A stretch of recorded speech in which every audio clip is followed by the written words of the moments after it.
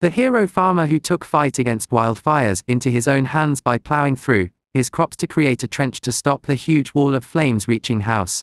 This is the incredible moment a brave farmer in Kent continued working to try and slow down a ferocious wildfire spreading across a field. It comes as ferocious wildfires tore across Tinderbox, Britain in record-breaking 40.3°C heatwave on Tuesday. Do you know the farmer? Please email kaya.terry@mailandline.co.uk. Firefighters were called to the scene to tackle a huge crop blaze that broke out in a field in Lenham Heath, between Maidstone and Ashford in Kent just before 3:15 p.m. on Saturday. He wrote, "Please tell everyone to be careful what they do along roads and paths, 20 hectares of spring barley up in flames. This pic from my son was when the wind turned towards my brother's house. Luckily Bill, Alexander and Johnny and Ellie from TKGRI saved the day." The blaze was eventually put out after 90 minutes, and local residents close by were also escorted to safety. It is not yet known what caused the inferno.